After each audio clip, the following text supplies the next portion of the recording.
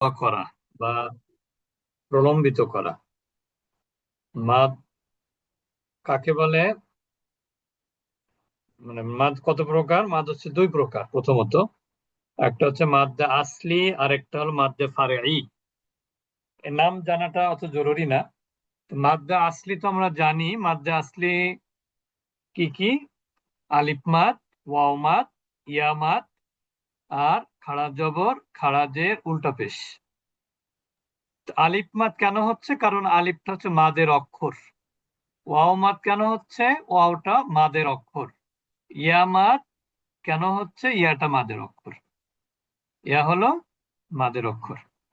আলিফ কিভাবে মাদ হয়? আলিফের ডাইনে কি থাকবে?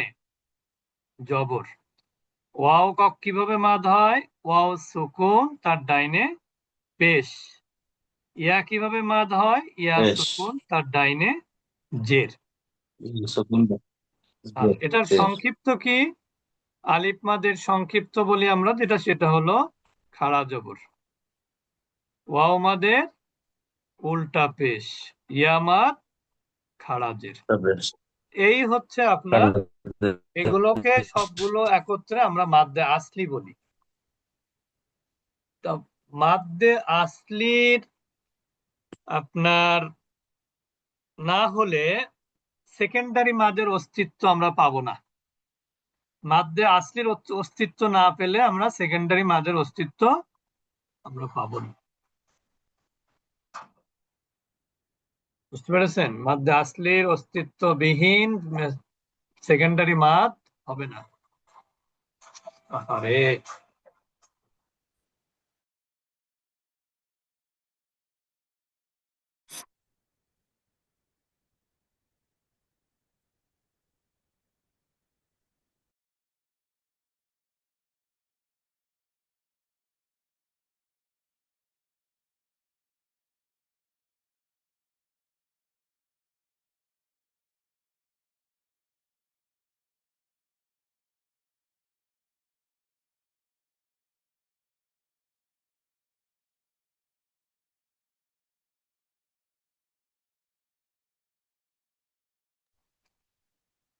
তো এই গুলোকে একত্রে কি বলা হয়? মাদ্দে আসলি বলা হয়। আলিফ মাদ, ওয়াও মাদ, ইয়া মাদ,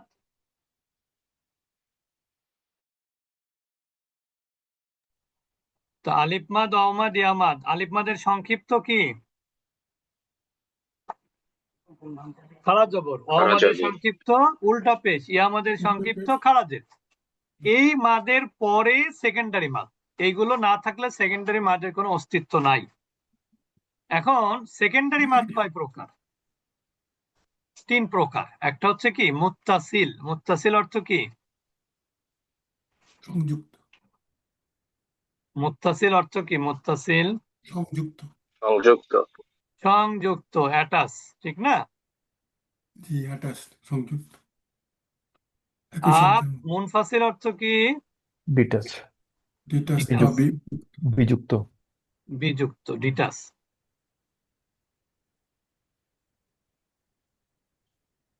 আর হচ্ছে লাজিম। লাজিমকেও আপনি অ্যাটাচ বলতে পারেন, তার অবস্থার প্রেক্ষিতে আর কি। এখন মুত্তাসিল যেহেতু অর্থই হলো সংযুক্ত, তাহলে একটা নিশ্চয়ই কোনো সংযুক্তের কোনো ব্যাপার আছে এখানে। তো সেটা কি? সে একই শব্দ। সংযুক্ত হবে কি? হামজা। একই শব্দ।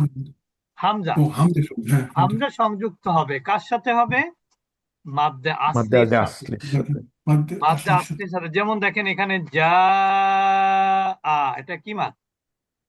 মাদ্দে আলিফ মাদ। আলিফ মাদ। আলিফ মাদ। এখন এখানে যদি হামজা থাকে তাহলে এটা কি মাদ হবে তখন?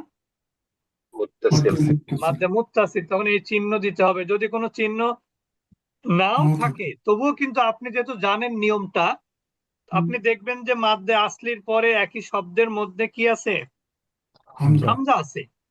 তাহলে আপনি মাদের চিহ্ন থাকুক বা না থাকুক, আপনি এটাকে মাদ্দে মুত্তাসিল হিসাবেই আপনি এটাকে পড়বেন। আমার কথা বুঝেছেন?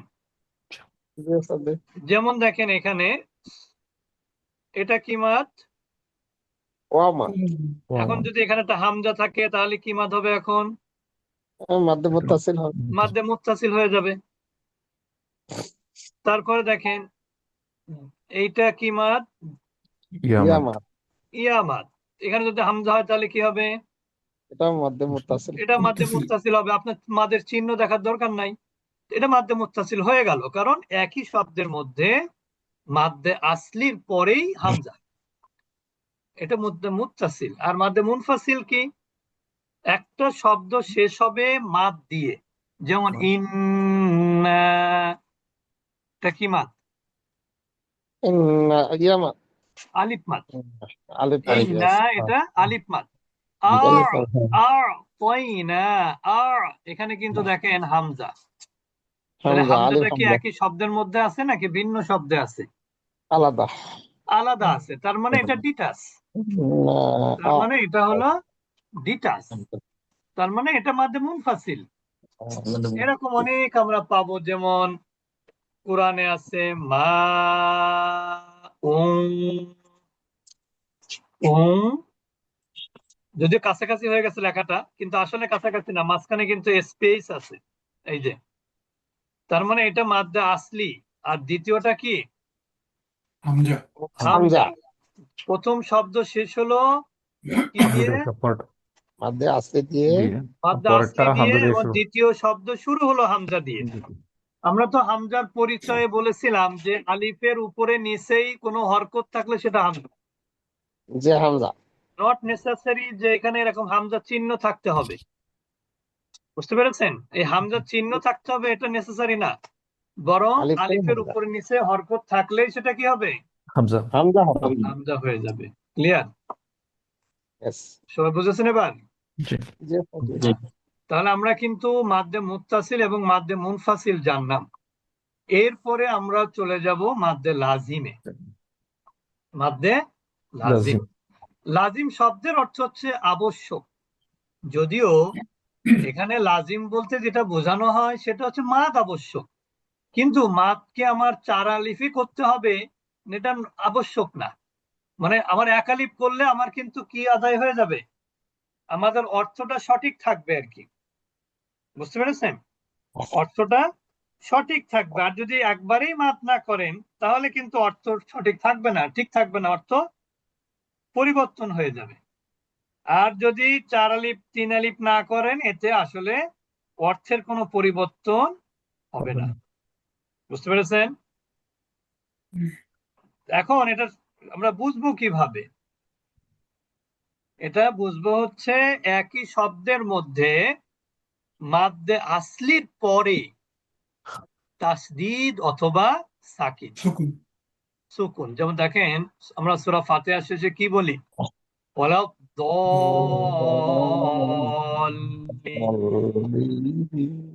এখন এখানে দ দ কিন্তু আলিফ মাদ, দ আলিফ মাদ। তার পরের অক্ষর কি? সংযুক্ত তাসদীদ। লামের উপরে কি আছে?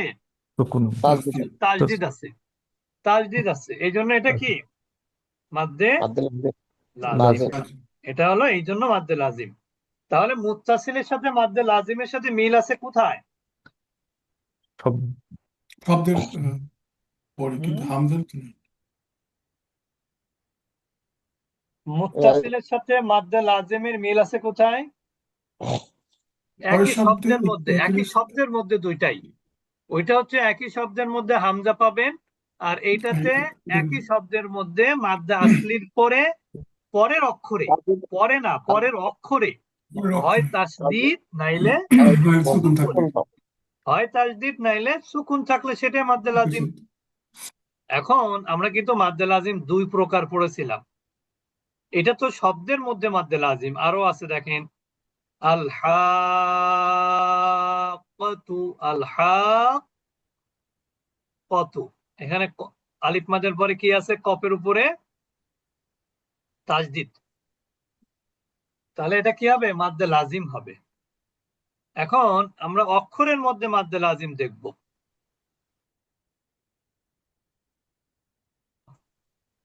অক্ষরের মধ্যে যেমন আমরা সূরার শুরুতে আমরা কি দেখতে পাই? আলিফ লাম মিম, এখানে লামে কয় আলিফ মাদ? 4 আলিফ। আলিফ লাম 4 আলিফ। মিম। আলী মিমে কয় আলিফ মাদ? 4 আলিফ। 4 আলিফ। এই লামে 4 আলিফ মাদের কারণ কি? এটা 3টা অক্ষর লামে দিয়ে 3টা অক্ষর আছে উচ্চারণ করলে। মাশাআল্লাহ, এটা 3টা লামকে অক্ষর, ভাঙলে লাম 3টা বানান অক্ষর। করতে গেলে লাম আলিফ মিমে মিম সুকুন। সুকুন। আলফিত। তাহলে এখানে দেখেন আলিফ মাদের পরের অক্ষরে সুকুন আছে একই ইসের মধ্যে। মিম কিভাবে 4 আলিফ হলো? মিম, মিম ইয়া, মিম মিম ইয়া মিম নুন মিমে মিম সুকুন। মিম। তাহলে এখানে কি হলো? ইয়া আমাদের পরে মিমে ইয়া আমাদের পরে সুকুন। সুকুন। তাহলে এটা মাদ্দে লাজিম, এটাও মাদ্দে লাজিম, কিন্তু এটা অক্ষরের মধ্যে মাদ্দে লাজিম। আর যদি এটা বুঝতে কারোর অসুবিধা হয়, দেখবেন কোরআনে যে সমস্ত অক্ষরের উপরে 4 আলিফ মাদের চিহ্ন আছে সবগুলো মাদ্দে লাজিম।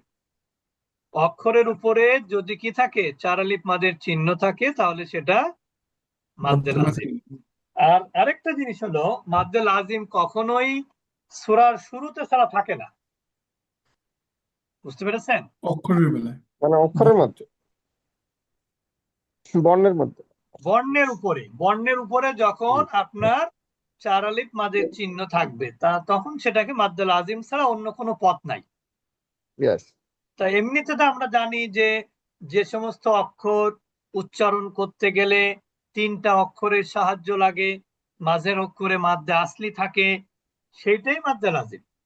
কিন্তু এটা যদি কারোর মনে না থাকে, এটা যদি কারোর জন্য বার্ডেন হয়, কষ্ট হয়ে যায়, তাহলে আপনারা কি করবেন? অক্ষরের উপরে, অক্ষরে কিন্তু কোনো সময় হরকত থাকবে না, না থাকবে জবর, না থাকবে জের, কোথাও পাবেন না।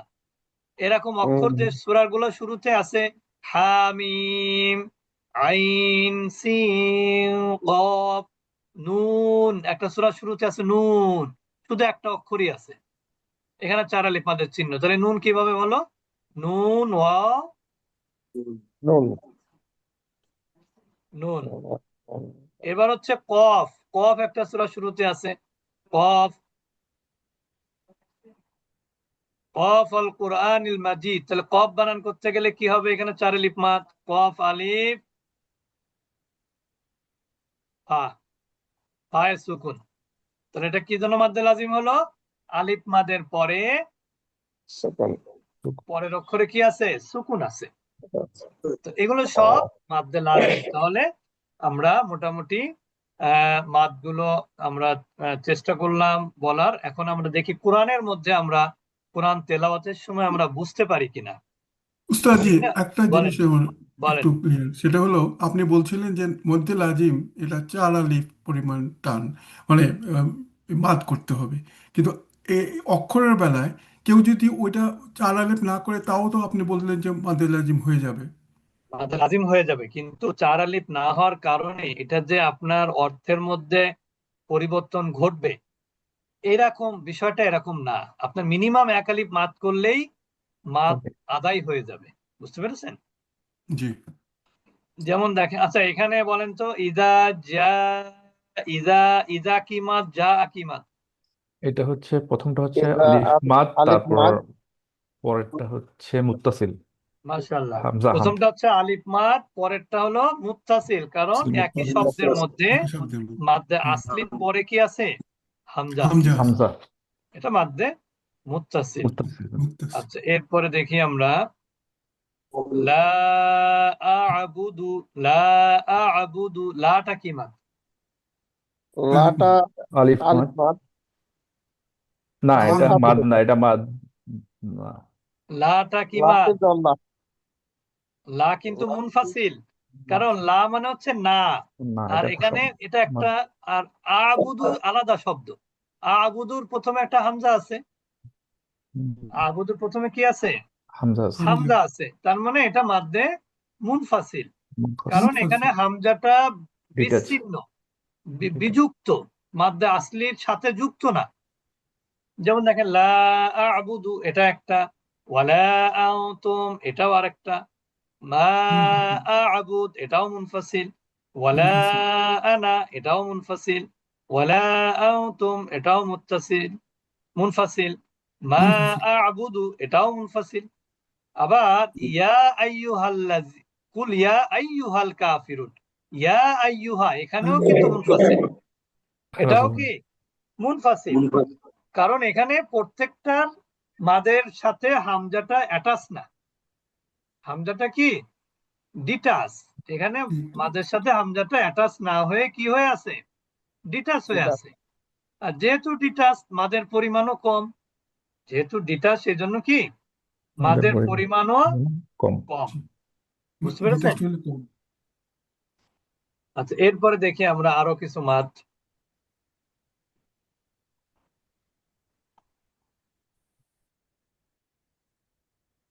মাদ হচ্ছে এই যে এইখানে কি মাদ, এটা কাবাইরুল ইসমি, কাবাইর, এটা কে বলতে পারবেন?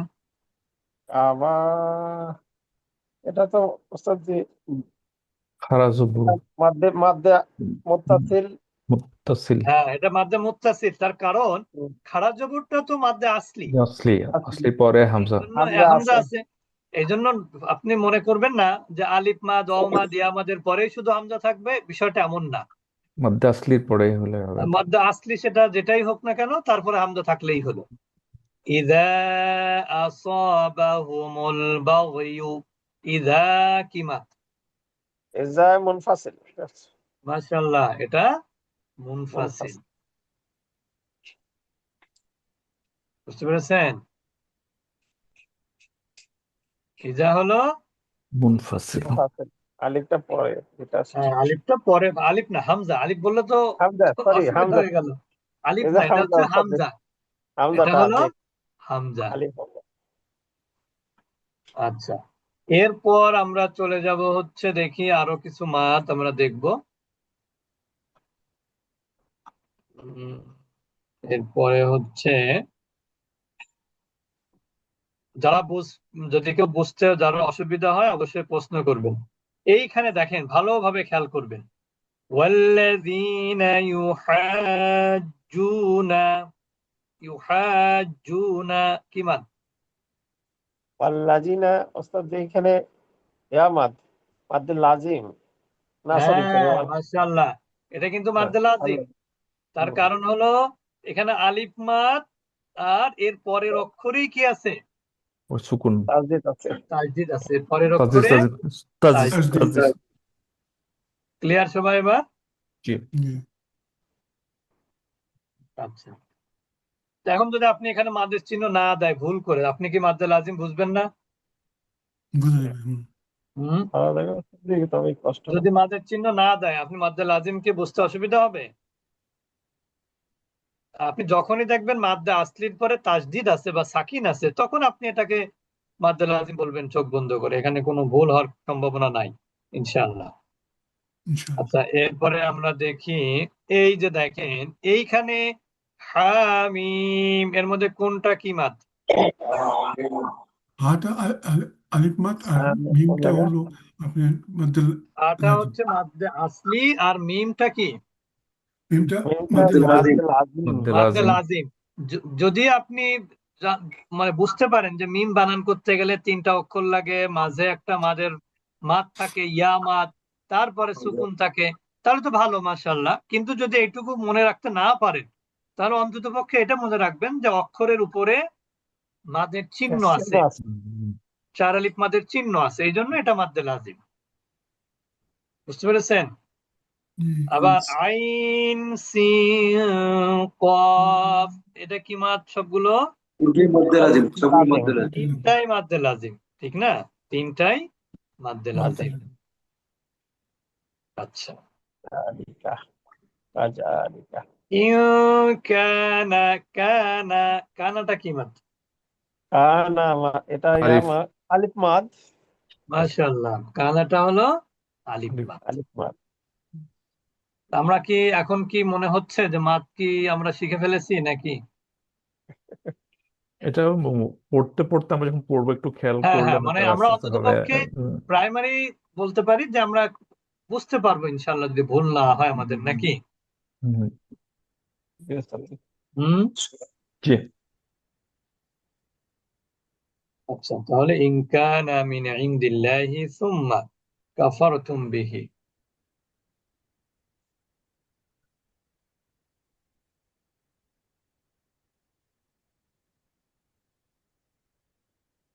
হুম এরপরে হচ্ছে আমরা চলে যাব হচ্ছে অফি আনফুসিহিম। অফি, ফিটা কি মাদ?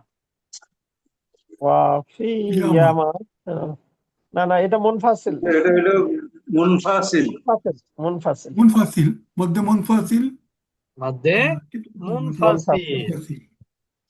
কারণ হচ্ছে ইয়ামাদ একটা শব্দ শেষ হলো, দ্বিতীয় শব্দে শুরুতে দ্বিতীয়তে হামজা দিয়ে হামজা হামজা। দিবে। হামজা। আচ্ছা ঠিক আছে, মাশাআল্লাহ। আমরা এখন একটু সূরার মাসকে যাব। তা আমরা ইনশাআল্লাহ